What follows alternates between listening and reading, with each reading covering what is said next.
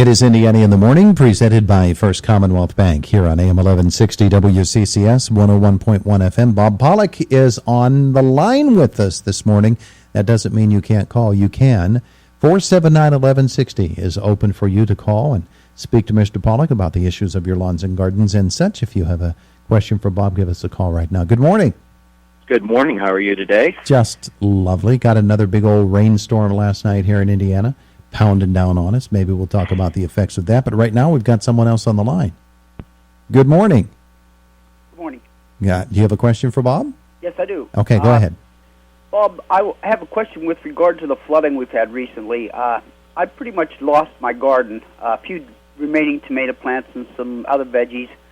I wondered, is there any danger to eating that or canning it, I do have left, or is the floodwaters contaminated in some way?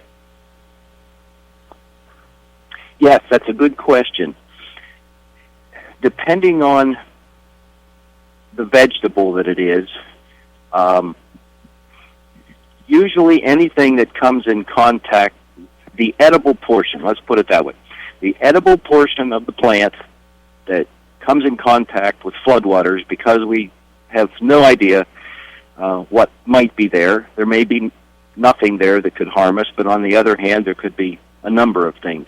So the recommendations are usually to anything that's been, the edible portion that's been underwater, we usually recommend not to utilize that.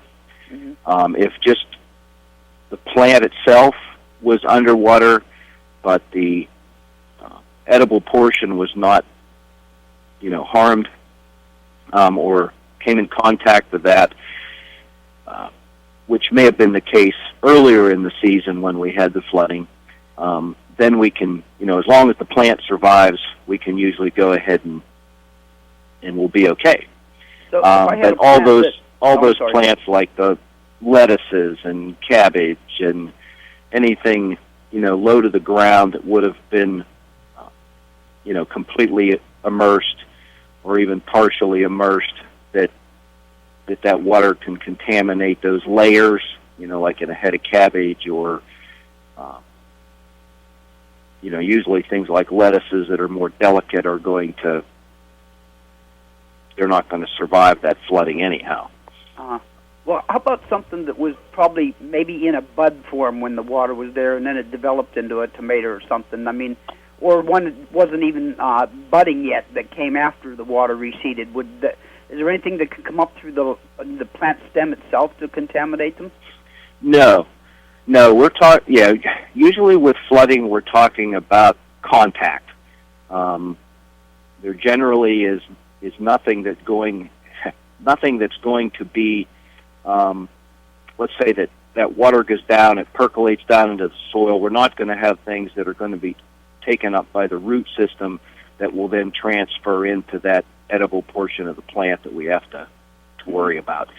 If there was something toxic there, usually that would just kill the plant. The root system would be harmed in some way. And sometimes that happens anyhow because it's just too wet for too long. The roots die from, usually it's a lack of oxygen. Mm-hmm. When we get flooding, when there's periods when the soil's too wet, and we've had so much rainfall this year that plants could be looking peaked or dying off because of that.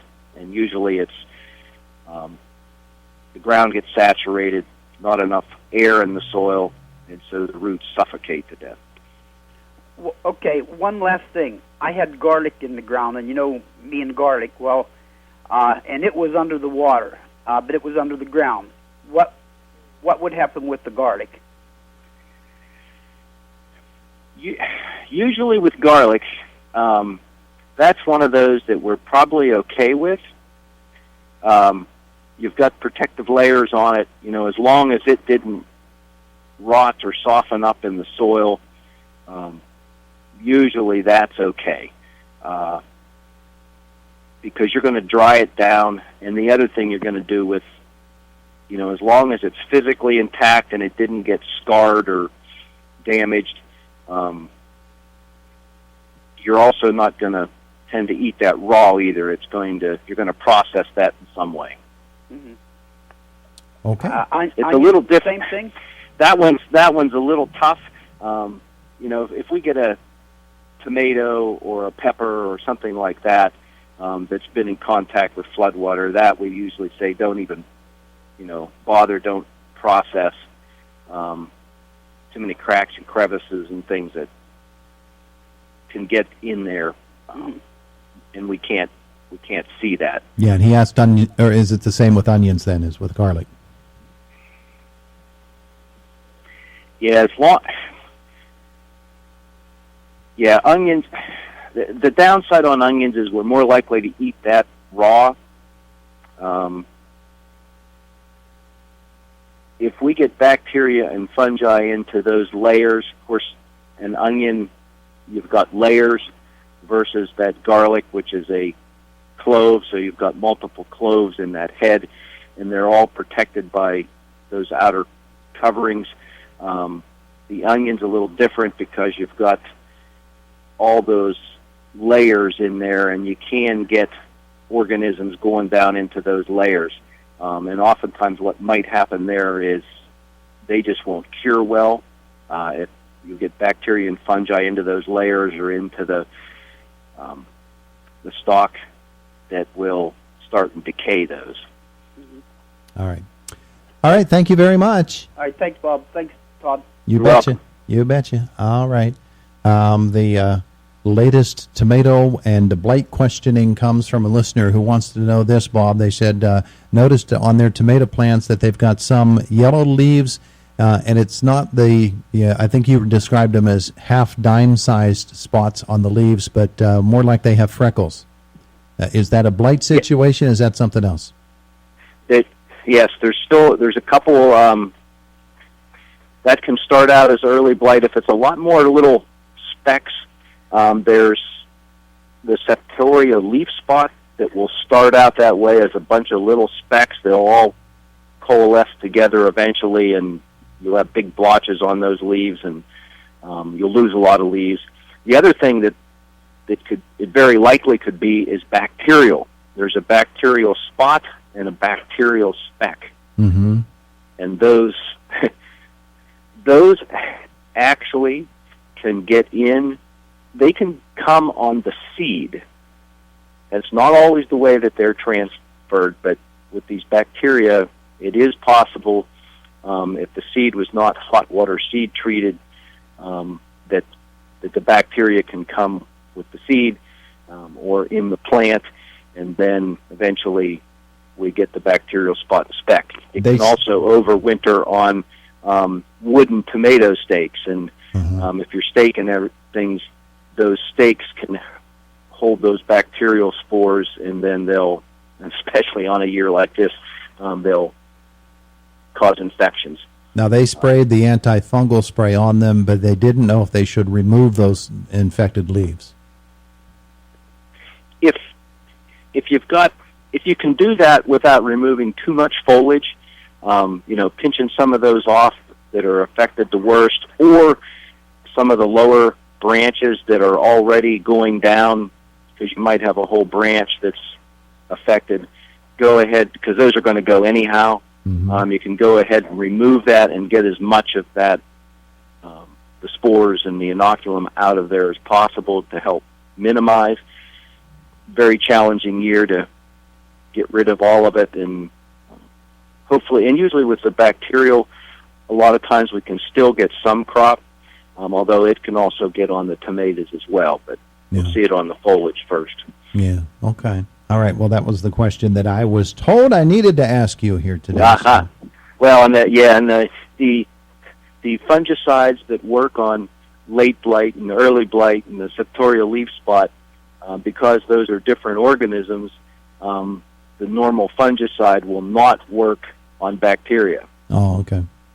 Okay, yeah, bacterial infections are different, and the normal fungicides will not work on those, although some of the coppers products will help. And on any label of any product, if it, it'll say if it will potentially work on there, it'll say bacterial speck and spot will be listed on the label as things that it will help to control. Okay. All right. Bob Pollock with us this morning. You have time to get one question in if you give a call right now to 479-1160. Bob is on the other line, the WCCS line, so he's with us by phone today. Whole bunches of rain again, and folks are getting their lawns and their other plants and gardens, try to get them put back in shape. One of the things I noted the other day was, and this was my yard, where the lower driveway, the barn driveway, had tons and tons of stone that washed out onto the lawn, and I just waited till they dried as much as I could get them to dry, and then raked that back in. Anything else I need to do to help that grass area that was completely covered over? Yeah, other than just trying to get that all raked off the best you can, hopefully the grass will come back up through that you got enough of that off of there, and see what it does. Mm-hmm. All right. And with any vegetables, going back to that initial question, and if you're not sure, the best thing to do is to just not harvest it, dispose of it. Don't take a chance on it. The there's documents like Center for Disease Control, and there's other places too that list things to do with flooding and vegetables and all that are part on that list, and there's recommendations there too that kind of give the official. Let's see if we can slip in this last caller. Good morning. Hi, what's the late blight report? Late blight report, Bob. What do you got? As far as I know, there still has been no confirmed, documenting any of that yet. We've got plenty of other diseases out there that are diseases that typically will overwinter here and always are potentials, but no official reports of late blight yet. There you go. All righty.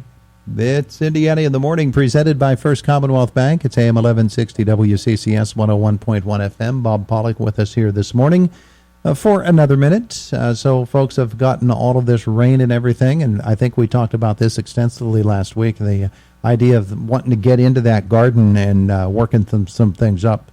Not a good idea when it's wet and muddy, is it? Yeah, at this point we're just trying to survive and try to keep things alive and get something out of the efforts that we've made this year. Weeds, of course, go crazy in this kind of weather, so of course the soil, with it being so damp, it's easy to pull weeds. That's one thing you want to try to keep ahead of, is just go ahead and keep those at bay the best you can. Try not to let them mature and go to seed, because that just will increase the seed bank for next year and potential weed problems that we can have then. So, even if you just mow the tops of them off, or with the weed eater, or hedge clippers, or whatever you can do, or just, get the plants pulled out, because as long as they're vegetative, those can act as organic matter too, that we can work back into the soil eventually. But trying to keep those things from going to seed is important, especially if they're perennial weeds. All right. Well, you go handle that baby seal that you have there nearby, because I can hear it going, "Arr, arr, arr, arr." Have yourself a wonderful day, Bob. Thank you. Thank you. It's Indiana in the Morning, presented by First Commonwealth Bank. It's AM 1160 WCCS 101.1 FM.